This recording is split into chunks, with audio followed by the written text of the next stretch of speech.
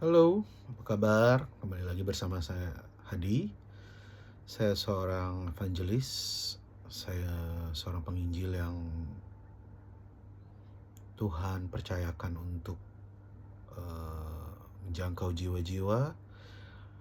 Kebetulan hari ini saya mau membagikan kabar sukacita. Saya mau membagikan pesan Tuhan, yang dimana hari-hari ini Roh Kudus atau Tuhan memberikan highlight di dalam hati saya tentang bagaimana kondisi akhir zaman, kondisi di mana bulan ini kita lihat sendiri apa yang telah terjadi di Indonesia, terutama di Pulau Sumatera, bencana alam, dan berbagai macam guncangan.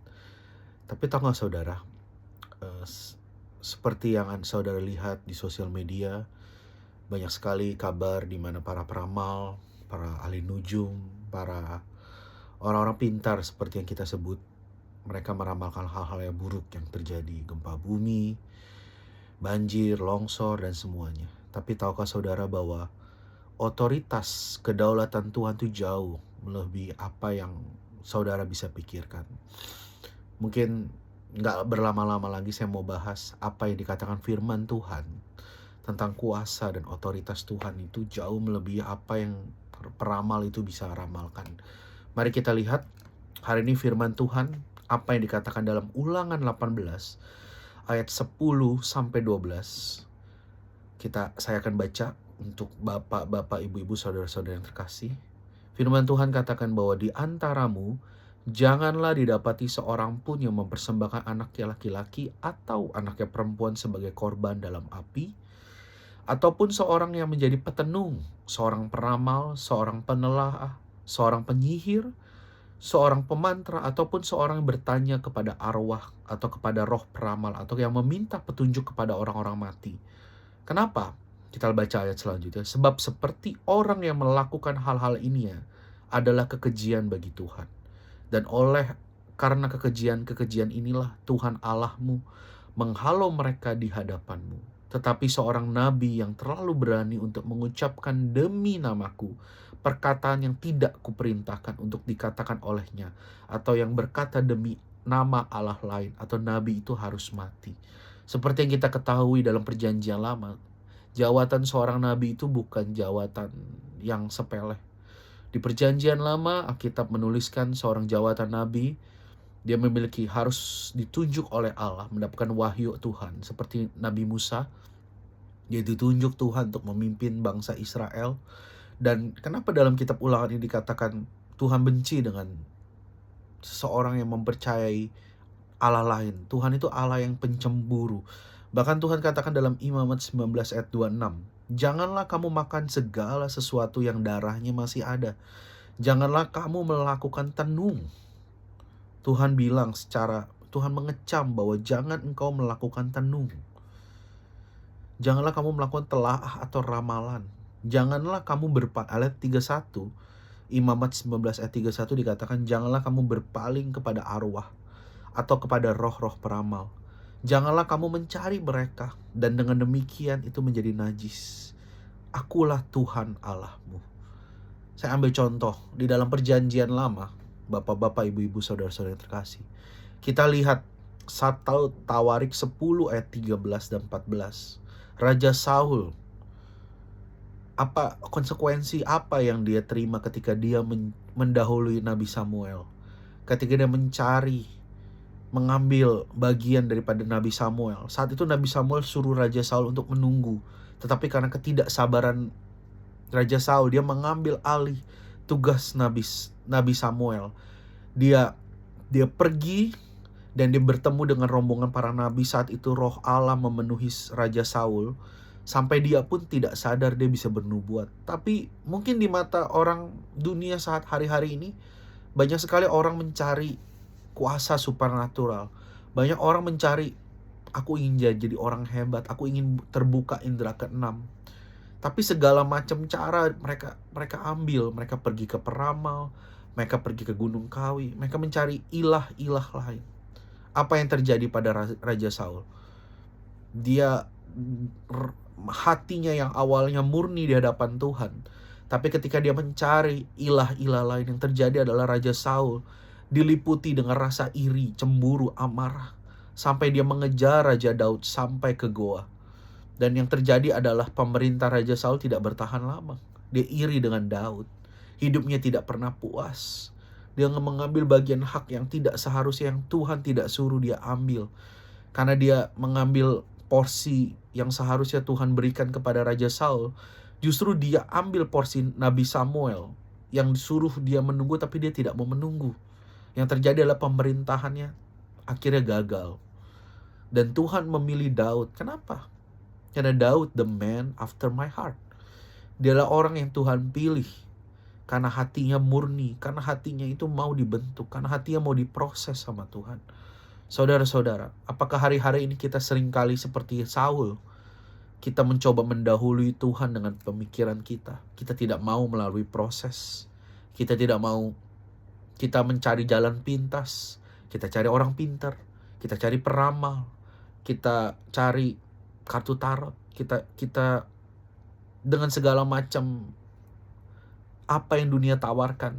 Apakah kita lihat contoh ini? Kenapa bangsa Israel harus 40 tahun muter-muter di padang gurun? Karena untuk mengeluarkan Mesir dari hati orang-orang Israel itu membutuhkan waktu yang lama. Tapi bagi Tuhan untuk membawa orang Israel keluar ke tanah perjanjian, menurut Alkitab hanya cukup 10. Sudah ada jalan pintas yang sebenarnya mereka juga sudah lalui. Tapi kenapa Tuhan izinkan bangsa Israel harus muter-muter 40 tahun? Karena ada kedegilan dalam hati mereka. Mereka minta pemimpin sama Tuhan. Tapi justru mereka tidak sabar. Mereka menyembah lembu emas. Mungkin hari-hari ini hidupmu ingin, Tuhan kenapa aku gak diberkati? Tuhan kenapa jalanku selalu tertutup? Apakah ada ilah-ilah lain dalam hidupmu? Apakah engkau selama ini pernah pergi ke peramal? Engkau pernah mencari jalan pintas? Kau tidak mau melalui proses Tuhan. Mungkin keadaanmu hari-hari seperti bangsa Israel yang hidup selalu di padang gurun. Kenapa Tuhan? Aku udah ibadah, aku udah puasa, aku udah doa. Kenapa Tuhan? Mungkin kita bisa merefleksikan firman ini. Bahwa sesungguhnya bahwa hidup kita itu adalah penyembahan. Tuhan mau kita kembali kepada hatinya. Come back to the heart of worship.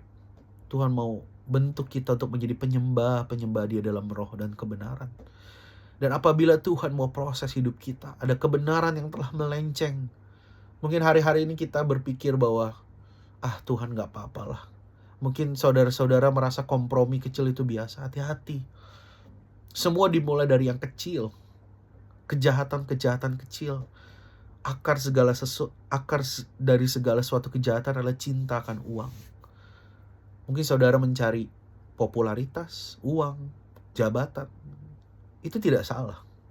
Tapi dari ambisi menjadi sesuatu yang lebih dari ambisi, menghalalkan segala cara, melupakan Tuhan, bahkan menggunakan Tuhan untuk tujuan-tujuan yang seharusnya tujuan sesuai kehendak Tuhan, malah akhirnya memuaskan keinginan daging saudara.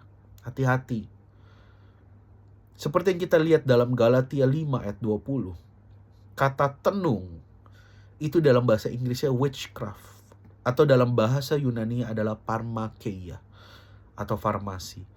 Nah dari zaman dulu, kalau kita kupas, tukang sihir umumnya menggunakan obat-obatan yang sudah diracik, lalu dia membacakan mantra sebut. Mantra itu, akhirnya obat itu bisa menyembuhkan raja atau menyembuhkan para petinggi atau bangsawan. Tetapi yang menjadi masalah adalah mengucapkan mantra melalui pertolongan kuasa gaib. Mungkin zaman dulu mungkin saudara-saudara pernah terikat dengan jimat, atau dengan jampi-jampi, atau dengan sesuatu. Kalau belum ada jimat ini kalian gak pernah merasa aman, gak merasa tenang. Hati-hati dengan yang namanya jimat. Hati-hati dengan yang namanya segala sesuatu yang Tuhan benci gitu. Mungkin hari-hari ini saudara punya satu pegangan, entah itu jimat, entah itu kalung, entah itu cincin yang saudara anggap bahwa itu bisa melindungi saudara. Sebenarnya itu semua adalah tipu muslihat iblis. Kita lihat dalam Yohanes 10 ayat 10. Pencuri datang untuk mencuri, membunuh, dan membinasakan. Tapi Tuhan datang untuk memberikan hidup, dan hidup dalam segala kelimpahan. Hati-hati dengan apa yang saudara pegang hari-hari ini. Kalau saudara-saudara lihat dalam kisah Yosua 1 sampai ayat ketiga, saat itu Yosua dipimpin Tuhan untuk mengelilingi tembok Yeriko. Saya mungkin gak akan cerita panjang, tapi ada satu kisah yang mengingatkan saya. Ketika saat Tuhan memimpin bangsa Israel, terutama Yosua, Tuhan suruh untuk mengelilingi tembok Yeriko 13 kali. Dan akhirnya tembok itu rubuh.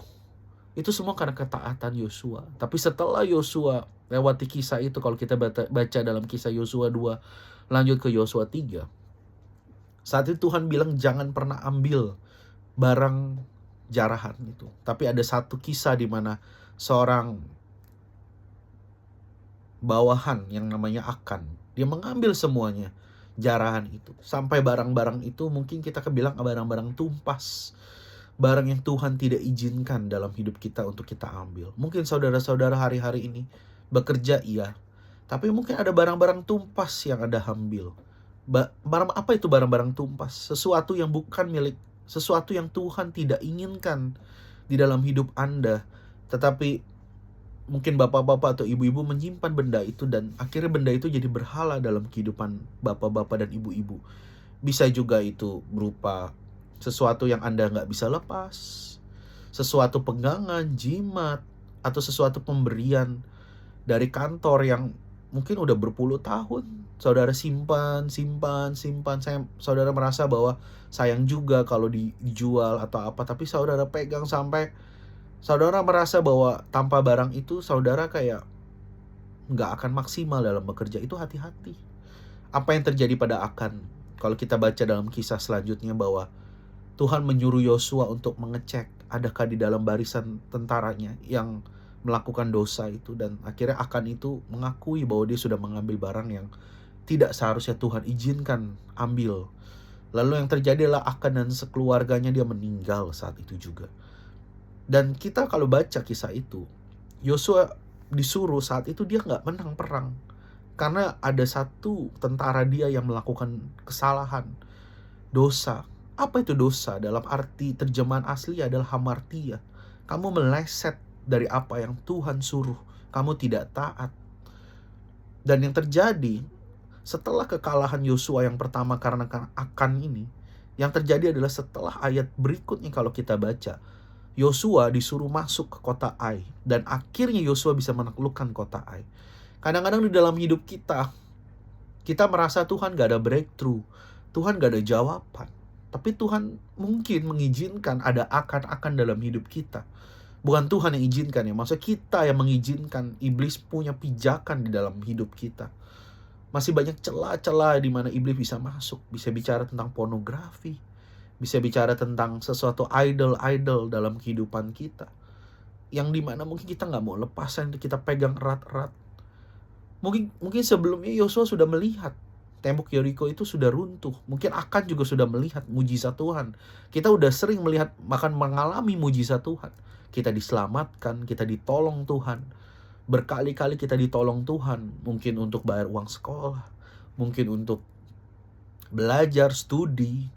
Untuk akhir tahun kita Desember jalan-jalan. Mungkin ada yang sebelum-sebelumnya kita juga dibiayai. Tapi kalau saudara hari-hari merasakan bahwa kok Tuhan gak jawab doa kita, mungkin kita bisa introspeksi seperti Akan. Akan itu mungkin sudah melihat kemenangan Yosua, apa yang Tuhan suruh, dia sudah lihat semua itu. Tetapi karena ketamakan, karena keserakahan, karena ketidaktaatan Akan, yang terjadi adalah satu bangsa itu tidak bisa menang perang. Mungkin saudara, saya ibaratkan Akan itu di dalam keluarga Anda, mungkin saudara punya papa, punya mama, tidak terjadi terobosan dalam keluarga Anda. Itu semua karena mungkin Anda menyimpan sesuatu idol itu. Nah, makanya Tuhan mau kita bertobat hari-hari ini. Kita baca dalam 2 Tawarik 7 ayat 14. Tuhan katakan, yang umatku namanya disebut datang merendahkan hati dan berdoa. Maka Tuhan Allah yang akan menghapuskan segala dosa, mengampuni, akan memulihkan negerimu. Hari-hari ini kalau kita lihat guncangan yang terjadi, semua itu bermula dari Saya nggak bilang Tuhan yang menghakimi, tapi Tuhan adalah raja di atas segala raja. Dan penghakiman itu selalu dimulai dari rumah Tuhan. Kalau hidupmu hari-hari ini diguncang, entah itu ekonomi, entah itu hubungan, entah itu pekerjaan, entah itu saudara, apapun lah segala aspek dalam hidup Anda. Coba kita refleksikan hidup kita. Apakah ada akan-akan? Apakah ada idol-idol? Adakah pijakan-pijakan yang dipakai iblis dalam hidup, dalam hati, dalam pikiran saudara? Karena Tuhan mau dalam Roma 12 ayat 2, pembaharuan akal budi itu harus terjadi setiap hari, setiap detik. Kenapa kita harus baca firman Tuhan? Kenapa kita harus mengalami? Supaya pembaharuan itu akan mengubahkan dari pikiran itu masuk ke dalam hati dan keluar lewat ucapan kita sehari-hari. Saya akan tutup dengan satu kesaksian yang saya baru alami hari-hari ini. Tadi sore saya pulang pada saat saya berkendara. Tiba-tiba langit gelap. Saya melihat, wah ini sudah mau hujan. Saya mengendari mobil dengan kecepatan yang macet ya. Daerah Sunter Ancol dalam tol. Tiba-tiba yang terjadi adalah saya ngelihat mobil depan saya itu pasang lampu segitiga semua. Saya berpikir apa yang terjadi? Apa di depan ada kecelakaan atau apa? Dan mobil saya tiba-tiba saya ngerasain ada tiupan angin keras. Tapi bukan seperti di loteng atas. Tiupan angin badai saya bilang. Itu menggoyangkan mobil saya. Dan di saat itu saya teringat dengan satu kisah Yesus dalam kisah Matius. Kalau saudara-saudara buka dalam Matius 8 ayat 23 sampai 27, itu kisah tentang Yesus sedang tidur. Saat itu dia panggil, guru, ada angin keras, ada angin topan. Tapi Tuhan bilang kepada murid-muridnya, hai kamu orang yang tidak percaya. Saat itu saya pernah terima renungan firman ini. Beberapa kali mungkin saya dengar khotbah. Tuhan mau kita bermitra dengan dia. Dan saat itu juga apa yang saya lakukan, saya bilang di dalam nama Yesus, hai topan, hai badai, hai angin ribut, jadilah tenang dalam nama Yesus. Saya teriakkan itu 3 kali. Mungkin saat itu juga saya gak bisa melihat di dalam alam roh atau dalam mata saya, belum ada perubahan. Tapi ketika 10 menit, apa yang terjadi saudara? Tiba-tiba mobil depan saya sudah mulai jalan. Langit memang masih gelap, tapi berangsur awan gelap itu pindah. Dan saat itu hujan yang begitu deras, saya ada videonya. Hujan yang begitu deras, yang terjadi hujan itu lama-lama stop. Tahu gak saudara? Di dalam hari-hari ini yang terjadi adalah apa yang kalian ucapkan itu penuh dengan otoritas, kuasa. Jadi kalau saudara-saudara melihat apa yang dunia sedang ramalkan akan gempa, guncangan, badai, topan, longsor, banjir. Kalau saudara lihat video itu hari-hari ini beredar di sosial media, saudara berdoa biar para peramal-peramal itu justru mengalami Tuhan. Bukan saudara mengikuti itu dan saudara percaya, iya ini bentar lagi akan gempa, bentar lagi pesawat akan jatuh. Firman Tuhan bilang, musuh bisa mereka-rekakan yang jahat, tapi Tuhanlah yang memberikan kebaikan itu. Jadi apa yang Anda percayai, apa yang Anda sepakati dalam pikiran, dalam hati, dalam ucapan, itulah yang terjadi.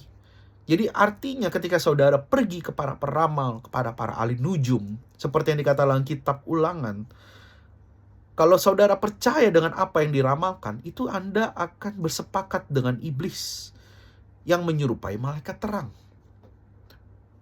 Dulu sempat saya dengar satu kisah artis. Saya nggak mau sebut namanya siapa. Artis tersebut pergi ke peramal. Dan peramal itu bilang kepada suami istri dan kepada yang pria. Dia katakan bahwa mungkin kamu akan diberkati secara finansial. Tetapi hidupmu mungkin gak akan lama lagi. Dan saat itu apa yang dilakukan si pria itu? Dia percaya dengan ramalan itu. Dan yang terjadi adalah pada saat selang berapa minggu atau bulan, saya nggak tahu berapa lama sejak dia, bahkan dia sempat ikut dengan podcast dengan influencer terkenal. Yang terjadi adalah mobil dengan kecepatan itu mengalami gagal, dan kecepatan yang tinggi dia nabrak di jalan tol dan meninggal. Itu dua pasang artis terkenal. Di saat itu Roh Kudus ngomong sama saya, bila kamu lebih percaya kuasa iblis dibandingin dengan kuasa Tuhan. Tuhan katakan roh yang di dalam dirimu jauh lebih besar daripada segala roh yang ada dalam dunia ini. Yang artinya Tuhan itu jauh lebih besar daripada ahli peramal. Bahkan pada saat pemerintahan Yusuf, Tidak ada satupun penafsir mimpi seperti Yusuf yang Tuhan pakai untuk menafsirkan mimpi dari Firaun. Bahkan Elia saat melawan Nabi Baal, saat dia teriak, api Tuhan menjilat turun ke bawah. Tetapi para nabi-nabi Baal yang begitu perkasa, dia sudah menorek-norekkan seluruh tubuhnya sampai berdarah. Tidak ada jawaban. Kenapa? Karena kuasa Tuhan jauh lebih besar daripada kuasa iblis. Bila saudara hari-hari ini ditipu atau mengalami satu masa, kok Tuhan doaku belum dijawab, coba introspeksi diri. Siapa Tuhan yang Anda sembah? Siapa yang Anda lebih percaya? Apakah ramalan? Apakah astrologi? Apakah buku? Apakah kartu tarot? Apakah sesuatu yang mungkin dunia tawarkan hari-hari ini? Mungkin AI? Balik lagi saya ngomong, Yosua disuruh menaklukkan kota AI. Kalau dalam terjemahan aslinya, AI itu adalah satu kebohongan, distraction. Saya nggak bilang AI itu buruk. Saya pun suka dengan AI. Suka dalam arti saya menggunakan AI, teknologi, untuk memuliakan Tuhan. Jadi kalau saudara hari-hari ini melihat apa yang dunia katakan, peramal atau siapapun, mereka bilang mereka orang pintar, bacalah firman Tuhan. Yesus di bulan Natal ini, dialah Raja yang hidup. Penasehat yang ajaib. Penasehat yang ajaib.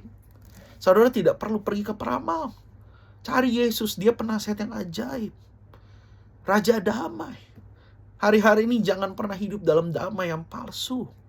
Damai yang dunia berikan, party, hebring, kekayaan. Ya saya nggak bilang kekayaan itu salah, enggak. Tapi damai sejahtera yang Tuhan berikan, itu tidak seperti yang dunia berikan. Karena damai yang Tuhan berikan, itu berasal dari dirinya sendiri yang masuk ke dalam hati kita. Damai yang dari Tuhan itu mengalir dari dalam keluar. Tapi damai yang dunia berikan, itu damai yang palsu. Yang artinya adalah, hari ini kamu bisa damai, besok bisa kamu nggak damai lagi. Tapi kalau kamu tahu bahwa Tuhan Yesus adalah Raja damai, percayalah kepadanya. Damai itu tinggal di dalam hati kita. Mari kita baca ayat penutup dalam Yohanes 15.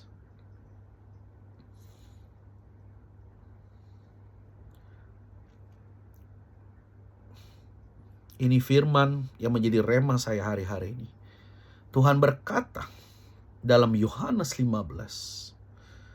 Ayat 15, Tuhan katakan, aku tidak menyebut kamu lagi hamba, sebab hamba tidak tahu apa yang diperbuat oleh Tuhannya.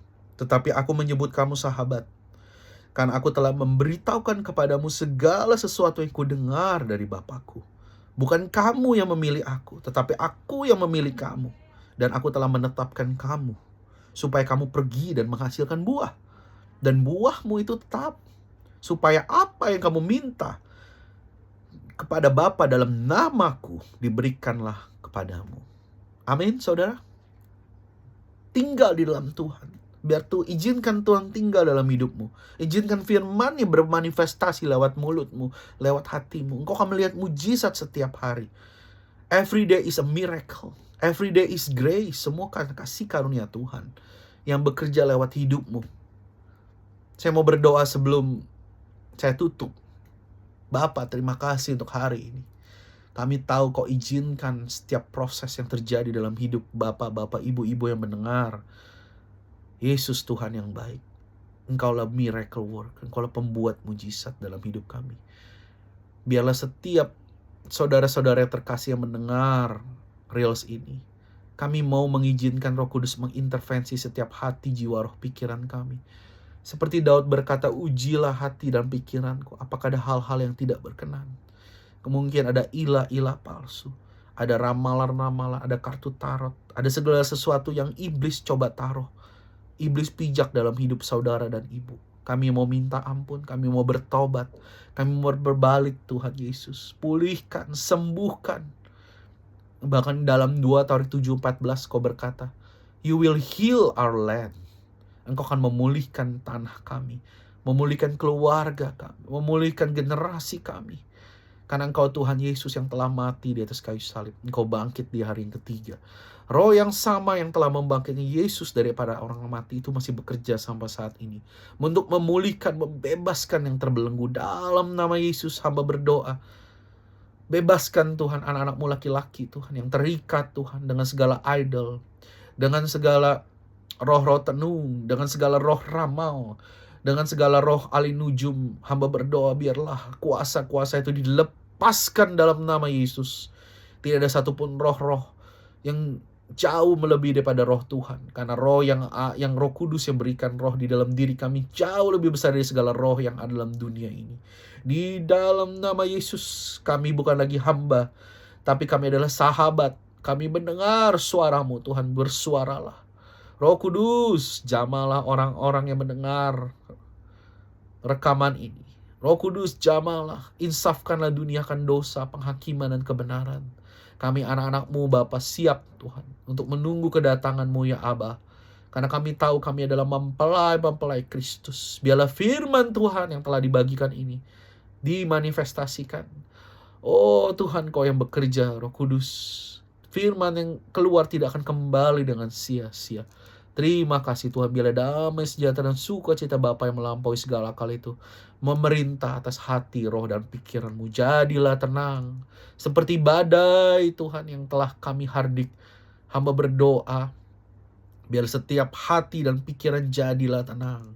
Segala beban-beban palsu, segala tipu muslihat, firman Tuhan berkata, sebab senjataku bukanlah senjata duniawi, melainkan senjata yang diperlengkapi dengan kuasa Allah yang sanggup meruntuhkan segala tembok, segala benteng, segala kubu yang dibangun oleh keangkuhan manusia. Hamba patahkan saat ini kepada setiap orang-orang yang mendengar ini di dalam nama Yesus. Tundukkan pikiranmu dalam Kristus, bertobatlah, dan biarlah hidupmu dipenuhi oleh kuasa Roh Kudus.